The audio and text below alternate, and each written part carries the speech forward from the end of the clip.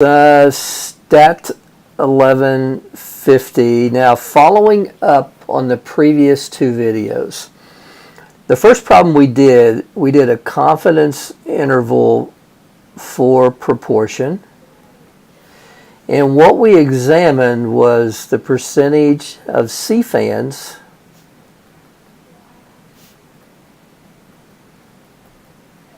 infected. And the illustration that I came up with, I said that, well, we went out and we let's assume that we sampled 120 C fans, and of the C fans we found what was it, guys? 13. Now, from this, there were some things that we were able to do. We were able to, first of all, we can say that our total, well, I mean our count, let's do that, was 13 out of a total of 120.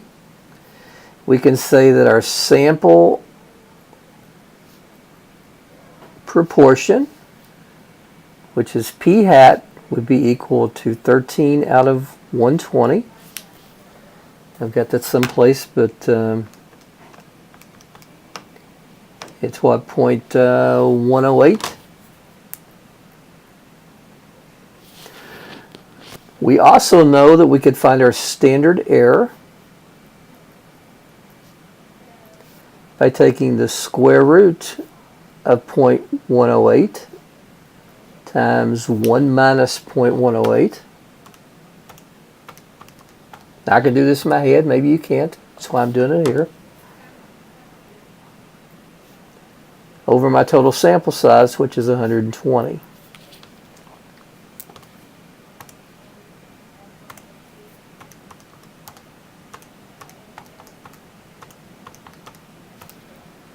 Which is 0.0283.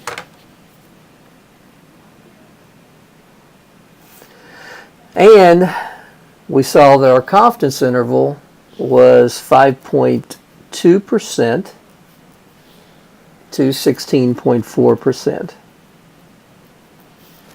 Or as proportions,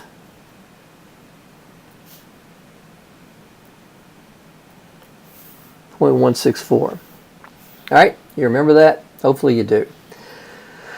Now the other thing we did is we did a confidence interval for means example. And in this one, I think what we did is we looked at what was it? Was it the number of times people bathe per week? And what we found out there is we found out that we had so we were looking at average days per week that Americans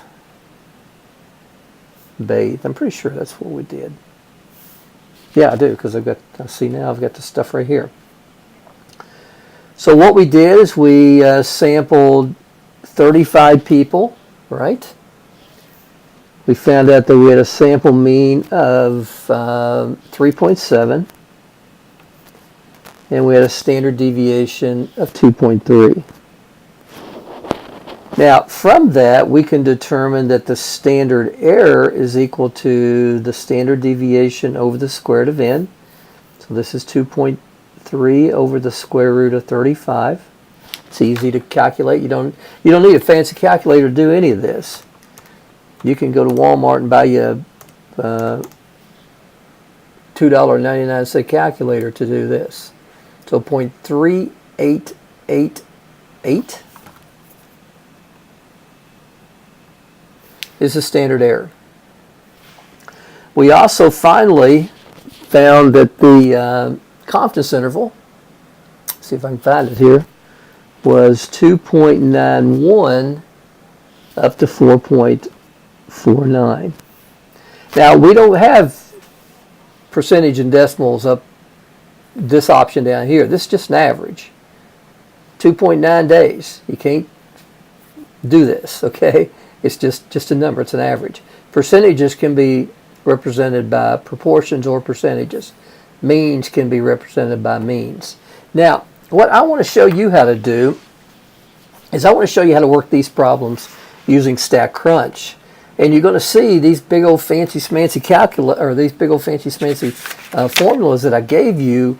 When you're working your problems on my math lab, they're not really even needed. In fact, guys, today I'm doing a study with a lady out of Florida who's looking at some stuff, and we're calculating some confidence intervals. Well, I don't do this stuff by hand. I put it into, I use R, which is a statistical program. I use R, and I calculate my values and report them and go on. I don't use the formulas. So that's how we're going to do that. Well, let's do the illustration on the confidence interval for proportions first. Now, I'll tell you what I want to do. I want to exit the full screen here. And I want to exit the full screen there. I want to make this as small as I can, making this one as large as I can so you guys can see it.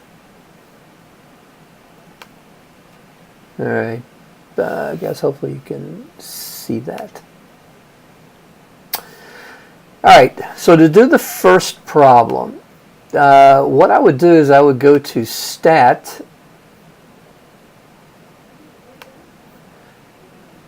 and I would go, shoot, that's not gonna, I need to make it, I'll tell you what, I really don't need this, and I really don't even need that. Still doesn't help me, does it? Alright.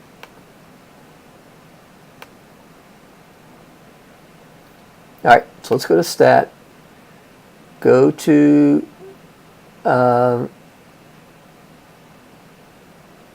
proportion stats.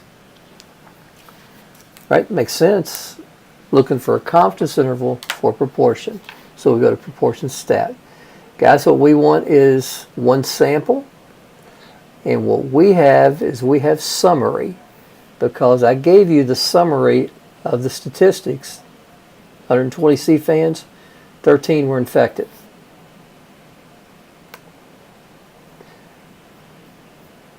Well, I just pulled a stat, proportion stats, one sample with summary.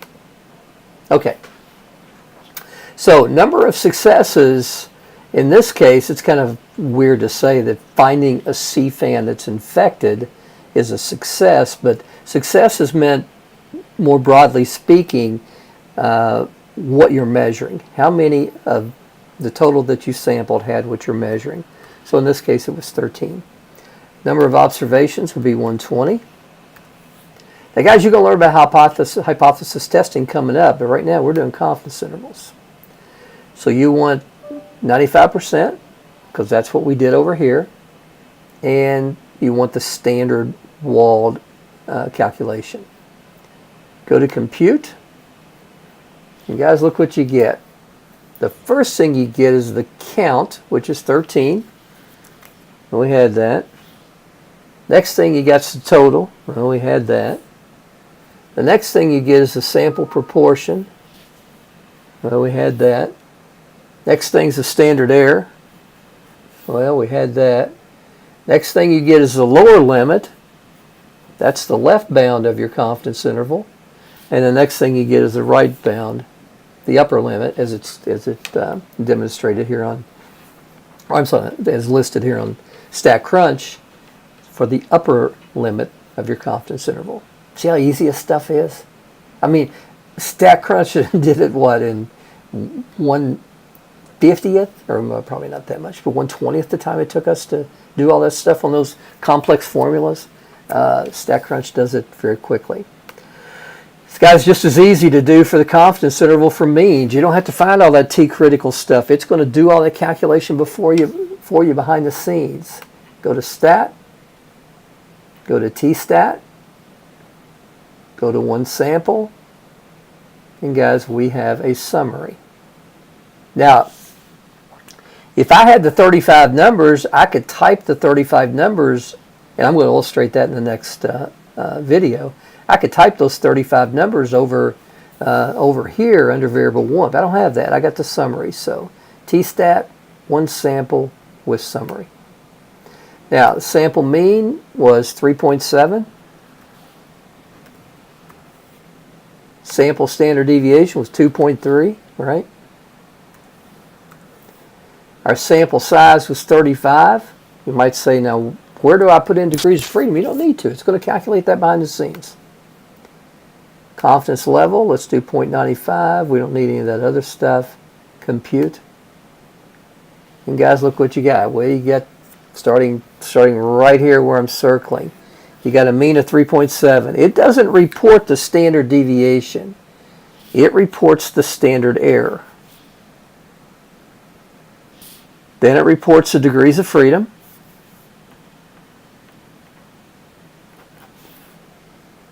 And then it gets into 2.90 as the left bound and 4.49 as the upper bound. So again, guys, it does our problems in a very, very short amount of time. Guys, that's all I got. I'm going to keep this video really short. Take care.